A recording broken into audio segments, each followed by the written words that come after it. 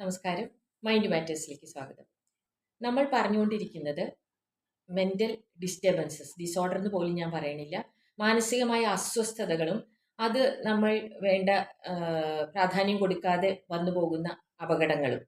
അതിൽ വളരെ നിസ്സാരവൽക്കരിച്ച് പോകുന്ന മറ്റൊരു പ്രശ്നമാണ് പോസ്റ്റ്പാർട്ടം ഡിപ്രഷൻ. അതായത് ഒരു 90% സ്ത്രീകളും പ്രസവത്തിന് ശേഷം ഒരു 3 ആഴ്ചയ്ക്കുള്ളിൽ കടന്നു പോകുന്ന ഒരു അവസ്ഥയാണ് ബേബി ബ്ലൂ. പക്ഷെ പലപ്പോഴും നമ്മളത് അറിയണില്ല എന്ന് മാത്രം. കാരണം അത് പല കാരണങ്ങളും ഉണ്ടാവാം. അവരുടെ ഒരു മാനസിക സ്റ്റേറ്റ് ഓഫ് മൈൻഡ്, നമ്മുടെ എല്ലാവരും ഇപ്പോൾ വൾണറബിൾ ആവണം എന്നില്ല. കുറച്ചുകൂടി ബോൾഡ് ആയിട്ടുള്ള ഒരു രീതിയാണ് അവരുടെ മനസ്സിന്റെ അവസ്ഥയെങ്കിൽ, അല്ലെങ്കിൽ എന്ത് എൻവയോൺമെന്റിലാണ് അവർ ജീവിക്കുന്നത്. ഒരു കൂട്ടുകുടുംബമൊക്കെ ആണെങ്കിൽ ഒരു കുട്ടിയൊക്കെ ഉണ്ടായി അവിടെ ചിരിയും കളിയും കുട്ടിയെ കളിപ്പിക്കലും ഒക്കെ ആയിട്ട് കടന്നു പോയിക്കോളും. പക്ഷേ അബ്രോഡിൽ എങ്ങാനും ഒറ്റയ്ക്ക് താമസിക്കുന്ന ഒരു ഫാമിലി ആണെങ്കിൽ ഭാര്യയും ഭർത്താവും കുഞ്ഞും മാത്രമുള്ള ഒരു കുടുംബം ആണെങ്കിൽ ആ ഒരു എ ടു ഇസഡ് പ്രശ്നങ്ങൾ ആ കുട്ടിയുടെ അമ്മയുടെ തലയിൽ കൂടി ആയിരിക്കും കടന്നു പോകുന്നത്. അപ്പോൾ അവർക്ക് ആ ഒരു ഡെലിവറി കഴിഞ്ഞിട്ടുള്ള ആ ഒരു സമയം വളരെ സ്ട്രെസ്ഫുൾ ആയിട്ടുള്ള ഒരു സമയമായിട്ട് വരാം. അങ്ങനെ പല കാരണങ്ങളും ഇതിനെ ബാധിക്കാമെങ്കിലും 90% സ്ത്രീകളും കടന്നു പോകുന്ന ഒരവസ്ഥയാണ് ഇത്. നമ്മുടെ ഇന്റലക്റ്റ് ആയിട്ടോ നമ്മുടെ നോളജ് ആയിട്ടോ ഒന്നും ഒരു ബന്ധമില്ല. ബുദ്ധി ഇല്ലാത്തതുകൊണ്ട് തന്നെ പ്രശ്നമോ ഒന്നുമല്ല ഇത്. നമുക്ക് പറയാൻ പറ്റില്ല. പല പല ആസ്പെക്റ്റുകൾ കൊണ്ട് സംഭവിക്കുന്നതാണ്. ചിലർക്ക് അത് സിവിയർ ആവുക എന്നുള്ളൊരവസ്ഥ. അതിനെ നമ്മൾ പോസ്റ്റ്പാർട്ടം ഡിപ്രഷൻ എന്ന് പറയും. പലപ്പോഴും നമ്മൾ കണ്ടിട്ടുണ്ട് ഇതും വളരെയധികം നിസ്സാരവൽക്കരിക്കാനുള്ള ഒരു പ്രവണതയാണ് നമ്മുടെ സമൂഹത്തിനുള്ളത്.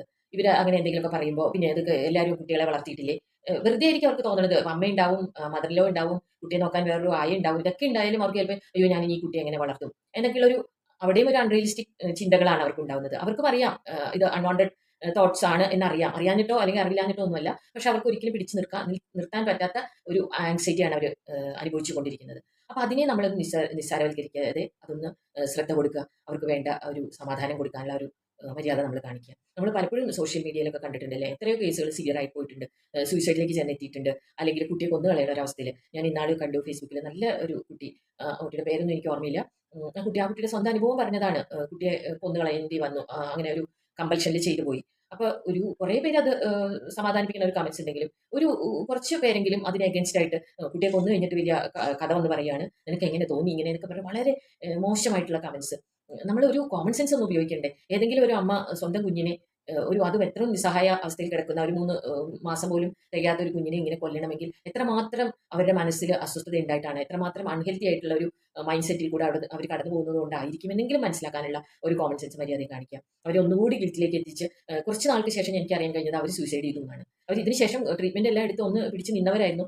ഒരുപക്ഷേ സൊസൈറ്റിയിൽ നിന്നുള്ള ഈ ഒരു അസഹനീയമായ റിയാക്ഷൻസും കമന്റ്സും സഹിക്കാൻ വയ്യാതെ ആണോ അവർ സൂസൈഡ് ചെയ്തതെന്ന് അറിയില്ല. അങ്ങനെ എത്രയോ കേസുകൾ നമ്മൾ കേട്ടിട്ടുണ്ട്. ഈ പോസ്റ്റ്പാർട്ടം ഡിപ്രഷൻ വേണ്ട രീതിയിൽ നമ്മൾ അഡ്രസ് ചെയ്തില്ലെങ്കിൽ അത് ഇനി അടുത്ത ലെവലിലേക്കൊക്കെ പലതുമായിട്ട് മാറാം. എൻ്റെ തന്നെ അനുഭവത്തിൽ അതൊരു ഡെല്യൂഷണൽ ഡിസോർഡറിലേക്ക് പോയിട്ട് വേണ്ടത്ര ട്രീറ്റ്മെന്റ് കിട്ടാതെ സൂസൈഡ് ചെയ്ത് ഒരു കേസുണ്ട്. ആരും അത്ര ഗവനിച്ചില്ല. എന്താ പറയുക, സംശയം, എന്നെ ആരോ നോക്കണ്ട്, എനിക്ക് എന്നെ ആരോ ഫോളോ ചെയ്യേണ്ടതൊക്കെയുള്ള സംശയങ്ങൾ പറയുമ്പോൾ സ്വാഭാവികമായിട്ട് നമ്മൾ കളിയാക്കും. പിന്നെ നിന്നെ നോക്കാനല്ലേ ഇവിടെ ആൾക്കാർക്ക് സമയം എന്നെല്ലാം രീതിയിലുള്ള കോമൺ കമന്റ്സ് വെച്ചിട്ട് നമ്മൾ വേറൊരു കാര്യം മനസ്സിലാക്കേണ്ടത്, ഇത് ഒരുപാട് തവണ അവർ സ്വയം ഇതിൽ നിന്ന് രക്ഷപ്പെടാൻ ശ്രമിച്ചിട്ടുണ്ടാവും. ഇതൊന്നും നടക്കാതെ വന്നിട്ടായിരിക്കും നമ്മളിലേക്ക് അവർ എത്തുന്നത്.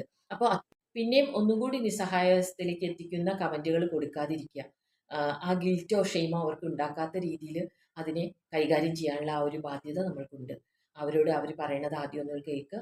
അത് എത്ര അൺറിയലിസ്റ്റിക് ആയിക്കോട്ടെ, എത്ര ഇല്ലോജിക്കൽ ആയിക്കോട്ടെ, അവിടെ അതിൻ്റെ ഒരു ജഡ്ജ്മെന്റ് നടത്തി മാർക്ക് കൊടുക്കലല്ല അവിടെ നമ്മൾ ചെയ്യേണ്ടത്. അതിനെ വേണ്ട രീതിയിൽ മെഡിക്കൽ ഹെൽപ്പ് വേണമെങ്കിൽ അത് കൊടുക്കുക, കൗൺസിലിംഗ് വേണമെങ്കിൽ അത് കൊടുക്കുക. ആ രീതിയിൽ അവർക്കൊരു ഹെൽപ്പ് കൊടുക്കുക എന്നുള്ളതാണ്. എൻ്റെ മറ്റൊരു കേസിൽ വന്നതാണ്. ഒരു സ്ത്രീ വന്ന് എന്നോട് പറഞ്ഞത്, എനിക്ക് ഭയങ്കരമായ ടെൻഡൻസി ഉണ്ട് കുട്ടിയെ കൊല്ലാനായിട്ട്. അപ്പോൾ ഞാൻ കാർ പോർച്ചിൽ കാറൊക്കെ കഴുകുകയോ അങ്ങനെ എന്തെങ്കിലും ചെയ്യുവാണെങ്കിൽ എനിക്ക് ആ ഒരു റിയർ വ്യൂ മിററിൽ കാണാം മോള് പുറകിൽ നിൽക്കുന്നത്. എനിക്ക് അപ്പം തന്നെ റിവേഴ്സ് എടുത്തിട്ട് ആ ചുമരിനോട് ചേർത്ത് ആ കുട്ടിയെ ചതച്ച് കൊന്നുകളയാനുള്ള ടെൻഡൻസി. അപ്പം തന്നെ ഞാൻ ചാടി കാറിൽ നിന്ന് പുറത്തിറങ്ങുന്നതാണ് പറഞ്ഞത്. ഇത്രമാത്രം നിസ്സഹായമായ ഒരു അവസ്ഥയാണെന്ന് ആലോചിച്ചു. ആരോടും പറയാനില്ല, പറഞ്ഞാൽ ആരും മനസ്സിലാക്കില്ല, ചിലപ്പോൾ ശാസന കിട്ടും, അല്ലെങ്കിൽ കളിയാക്കും, അല്ലെങ്കിൽ ഒന്നുകൂടി ഗിൽറ്റിലേക്ക് കൊണ്ടും അങ്ങനെയൊക്കെ ചിന്തിക്കാമോ, അത് ഭയങ്കര ഇതല്ലേ, നീ എന്തൊരു അമ്മയാണ്, ആ രീതിയിൽ കൂടുതൽ ഗിൽറ്റിലേക്ക് കൊണ്ടാവുന്ന രീതിയിലുള്ള കമന്റ്സ് കിട്ടും. അപ്പൊ ദയവ് ചെയ്ത് മനസ്സിലാക്കുക, ഈ വക പ്രശ്നങ്ങളിലെല്ലാം പെടുന്നവര് അവർ ചെയ്യാവുന്ന 18 അടവും കഴിഞ്ഞിട്ട് അവർക്ക് ഒരു രീതിയിലും ഇതിൽ നിന്നൊക്കെ രക്ഷപ്പെടാൻ പറ്റാത്തത് കൊണ്ടാണ് നിങ്ങളെ സമീപിക്കുന്നത്. അപ്പൊ അതിന് വേണ്ട പ്രാധാന്യവും അതിന് വേണ്ട റെസ്പെക്റ്റും കൊടുത്ത് അവരെ സഹായിക്കുക എന്നുള്ളൊരു മര്യാദ നമ്മൾ കാണിക്കുക. അവരെ കൂടുതൽ ബുദ്ധിമുട്ടിലേക്ക് തള്ളിവിടാതെ, കൂടുതൽ അപകടകരമായ ഒരു അവസ്ഥയിലേക്ക് അവരെ മാനസിക നിലയെ തള്ളിവിടാതെ വേണ്ട സമയത്ത് വേണ്ട ഹെൽപ്പ് കൊടുത്ത് എന്നെ സഹായിക്കുവാൻ